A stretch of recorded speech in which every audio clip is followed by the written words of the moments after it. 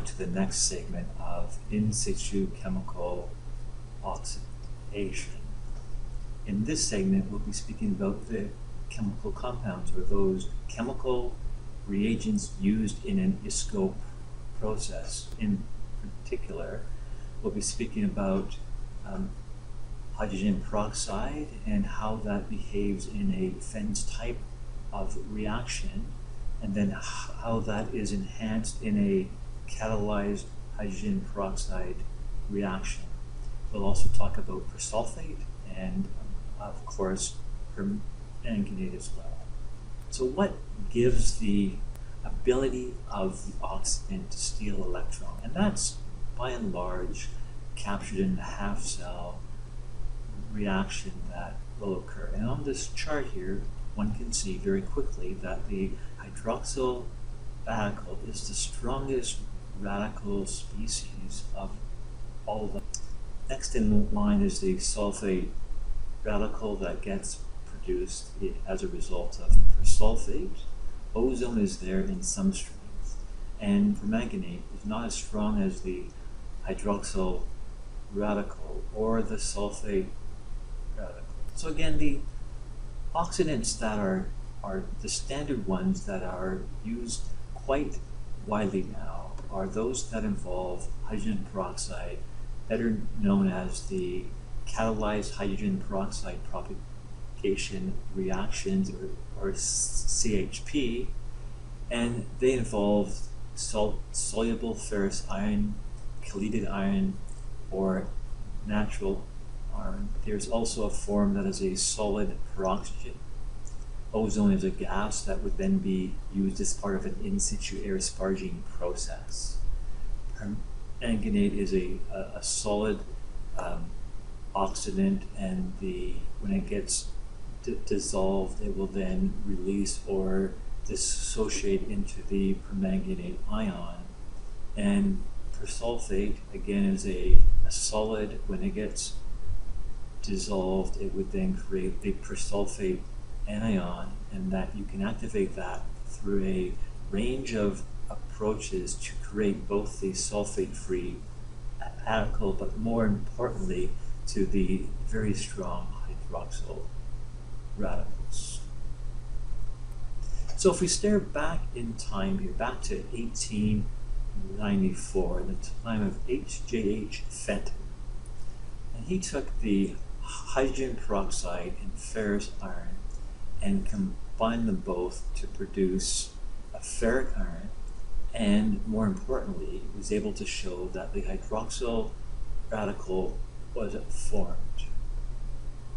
However, as a very simple reaction that was, the hydroxyl radical, like it's formed over here on the right hand side, and the ferric iron can also react with hydrogen peroxide and create the hydroperoxyl radical, also a fairly strong reactive species that can break bonds or steal electrons. And that recreates the ferrous iron.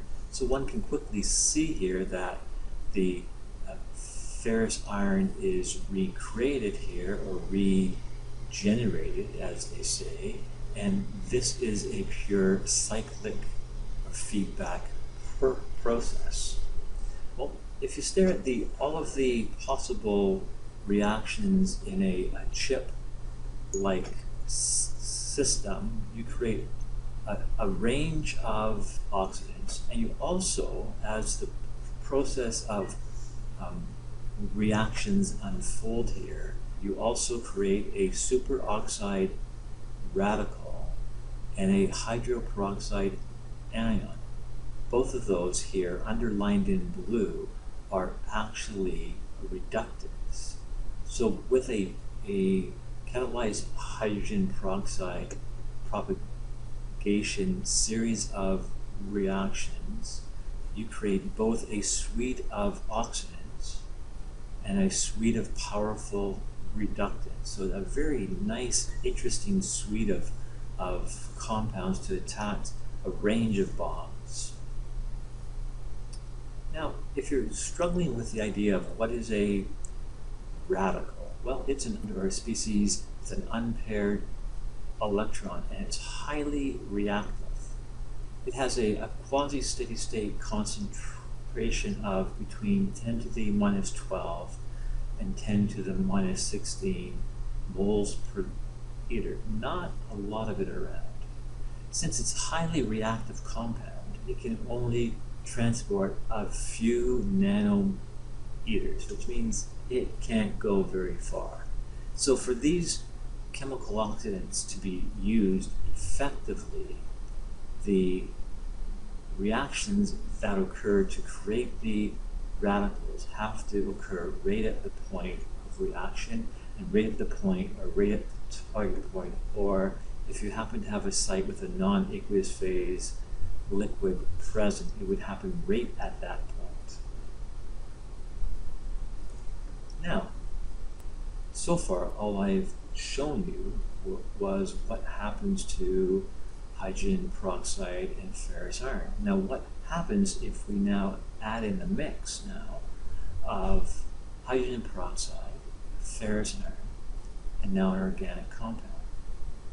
Well, here is a very clear example. RH is a generic organic compound. OH dot is the hydroxyl radical, and that will react to produce an organic free radical and H2O.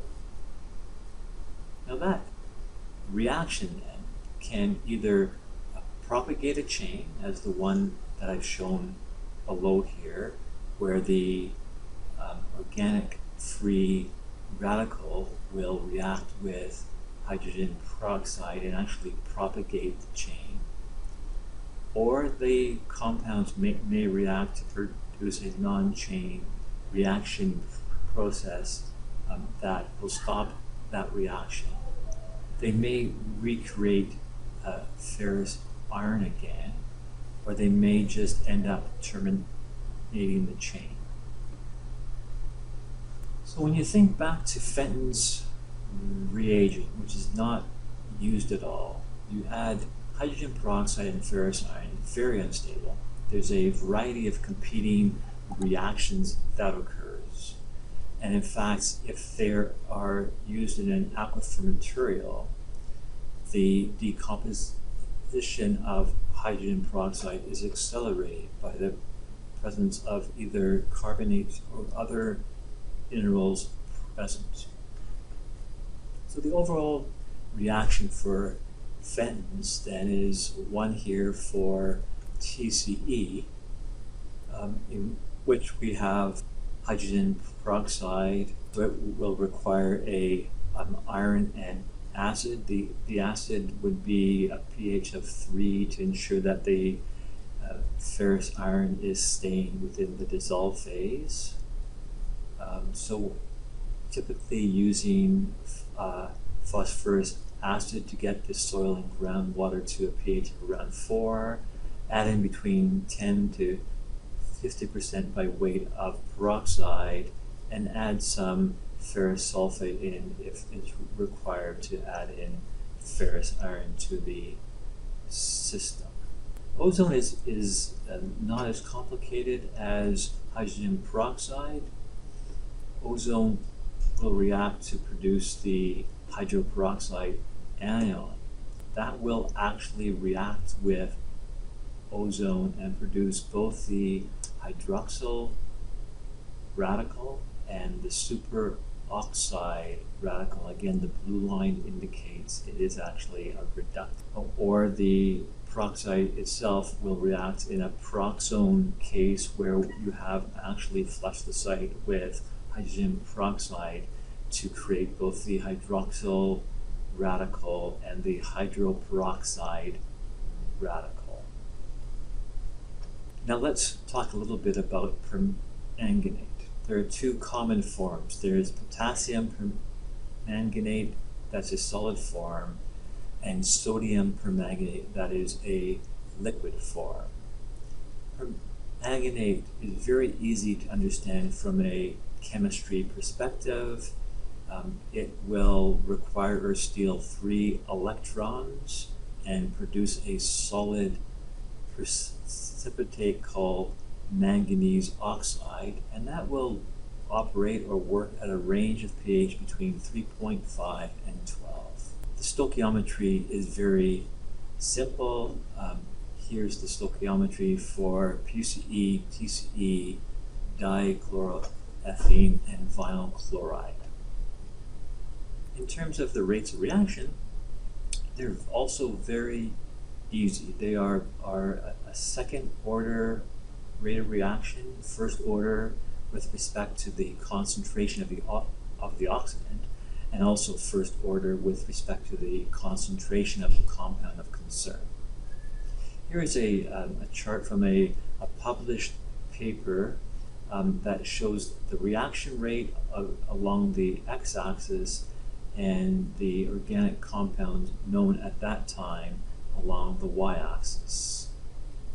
You can see that for a concentration of permanganate of 10 grams per liter, reaction rates span the spectrum from 0.1 seconds on the extreme right-hand side to over 13 days on the left-hand side of the axis. For persulfate, there are three types of persulfate that could be used: ammonium persulfate, potassium persulfate, and sodium persulfate. Potassium persulfate is not very soluble, so it's not of any importance. And ammonium persulfate can end up creating a nitrate plume, so it's not the choice. So by default, the choice of the best persulfate is sodium persulfate. Unactivated sodium persulfate by itself involves a 2-electron transfer process in which the sulfate anion deal 2 electrons to make the sulfate ion. If you happen to have a transition metal present, it will actually activate the persulfate ion to the sulfate radical. And here's an example I show for, again, ferrous iron, that we activating persulfate to create the sulfate radical, and that will also create the ferric ion. If you add in heat, so if you increase the heat for a solution of persulfate, it will actually activate to create the sulfate radical as well. If the pH is raised between 11 and 12, then you can activate persulfate through a process of an alkaline activation scheme, which will produce both the sulfate-free radical and the superoxide reductant. So there are various pathways one can use to play with persulfate. It has a very rich and interesting chemistry.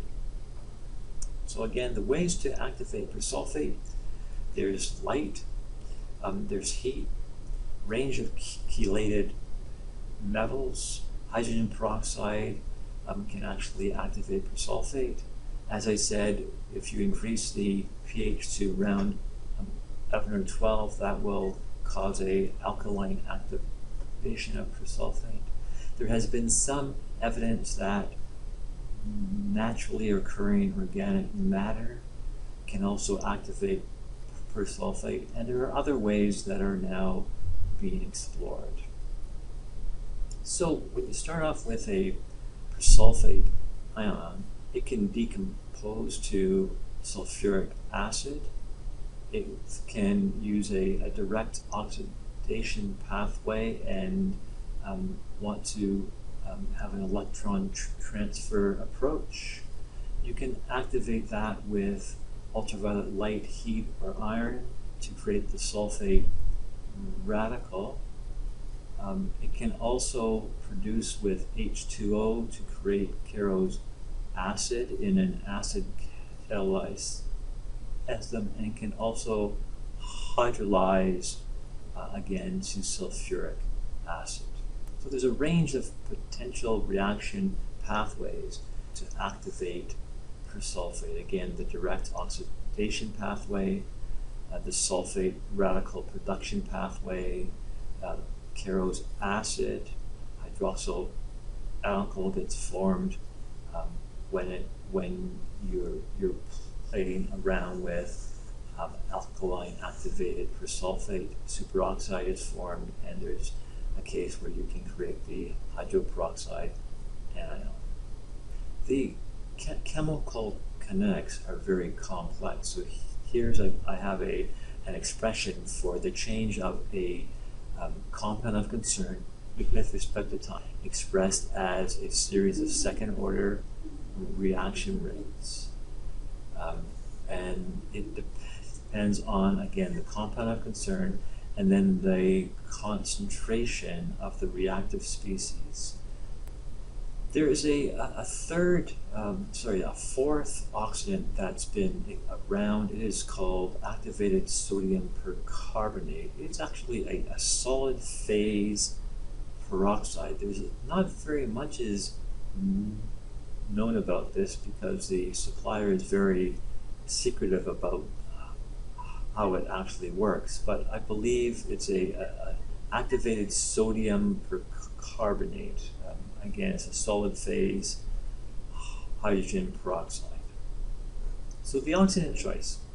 So with this wide range of oxidants out there and this various ways in which you can activate the oxidant, then the question is, what is the best oxidant? Well, whatever oxidant you pick, it has to be reactive towards the site compound of concern. Since we're going to inject the oxidant into an aquifer, it has to be a persistent oxidant, which means it has to be stable and stay very long in the aquifer. There should be a scientific peer-reviewed evidence that can react with the compound of concern and is stable in the aquifer. Think about the people above ground. Is there a health and safety concern for those people above ground? Are there some peer-reviewed case studies that actually show that this oxidant can work for whatever problem that you have? And then, more importantly, you have to take this oxidant either in the gas phase or in a liquid phase and deliver that oxidant to a target NAPO location. So it depends on a direct process to react, or in case you may create radicals. These are very highly reactive species, very short lifespan, and they transport not very far. The oxidants must be persistent, which means they must be around. So these oxidants that we have, there are reactions with the active. One is when you activate persulfate with ferrous iron, you actually speed up the degradation of persulfate. There is a auto decomposition stage in which the actual oxidants are not very stable themselves and they self-destruct. There's an interaction with subsurface media, and they will also scavenge. They're not just being bought and used to target your compound of concern. They will actually scavenge anything around it. So for example, the presence of carbonate or bicarbonate ions that are very prevalent in calcite-rich aquifers become great scavengers, and that implies that they're actually using the generated free radicals for other non-intended uses.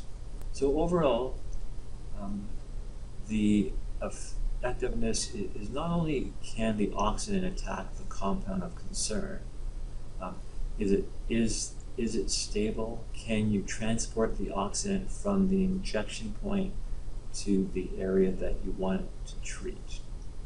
So the last slide here is a a summary of permanganate, persulfate, and Fenton's or catalyzed hydrogen peroxide propagations and its ability to treat a range of compounds of concern seen at most sites. So that's the end of this segment. The next segment will talk about aquifer material interactions. Until then, bye for now.